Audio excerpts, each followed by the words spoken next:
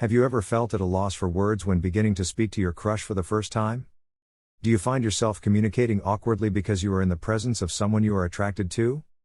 Well, I have 5 psychological hacks to help avoid awkward moments and keep the conversation going naturally no matter how attracted you are to them. Hack number 1. Reverse roles. When you reverse the roles of who you're talking to, you will put yourself in their place as the listener. When you see yourself as the listener, you'll naturally speak as if what you are saying is going to keep your interest. Imagine how they would observe your body language, hear your tone of voice, and hear the sincerity and confidence in what you are saying. When you imagine looking and listening to yourself, you will tend to automatically adjust and fix bad patterns you may have through self-assessment.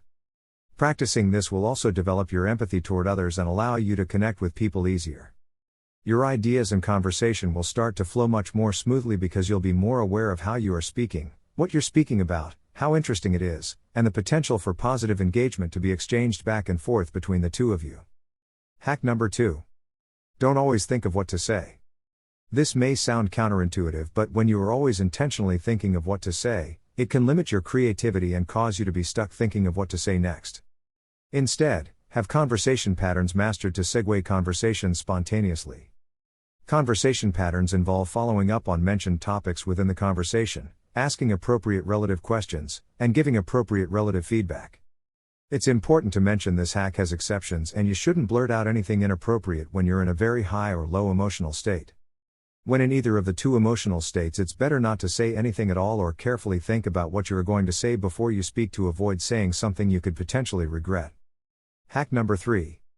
Say what you think.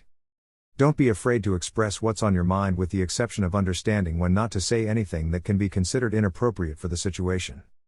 Allow your thoughts to flow freely from your mind so that you are able to have something to say when presented with the opportunity to do so during the conversation. Listen with the intention of gaining insight. Ask follow-up questions about topics that further interest you.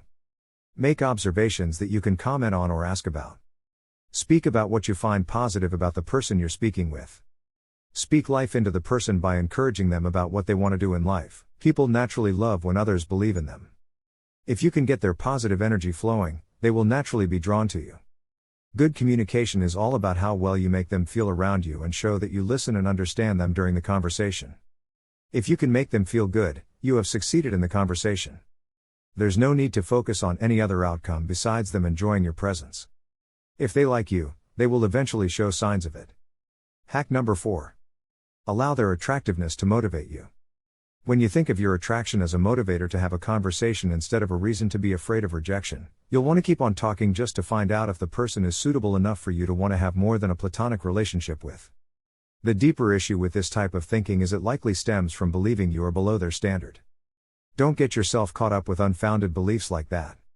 It's important to remember standards are relative to each individual. You should first be able to view yourself as the standard type of person you would like to deal with. It's not just physical looks, power, and wealth that can attract people to you.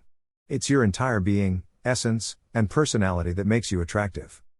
These are intrinsic standards that are highly valued and vary for each individual. It's what makes you unique. When you change your mindset to represent the standard of what you are looking for in others, you will find there is a multitude of valuable characteristics that you should also be looking to have in common with those who also match what you consider physically attractive. They would also be looking for the same characteristics in you if it's important to them. Being attractive overall begins with building character value within yourself first.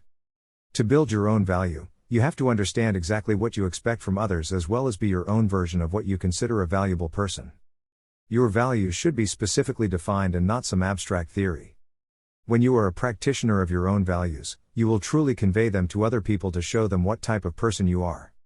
Your values should include offering good energy to others and taking care of your health if you want to aspire or continue being a high-quality individual. Think of this. People may only be physically attractive but the complete opposite of everything else you want. They also could be everything you want along with being very physically attractive. It is up to you to find out how attractive they are to you in all the aspects you value through conversation and observation. Don't expect them to uncover everything about themselves by asking any loaded questions about what they can offer you. You have to get them comfortable revealing layer by layer who they truly are first and what they really offer in return for the value you bring. One way to get them comfortable is by being non-judgmental and listening to them without seeking to give out negative opinions about who they are.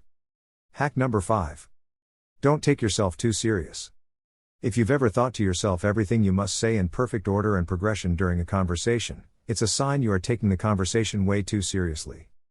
Conversations should be fun or at least useful and engaging to have. They shouldn't be perceived as some pass or fail task that you have to do. Being too serious and uptight can come off as awkward. Instead, allow yourself to relax and let your thoughts flow through your mind freely. These 5 hacks are just a handful of ways to help you communicate better. Subscribe for more psychological hacks and let me know in the comments what's your favorite hack to use.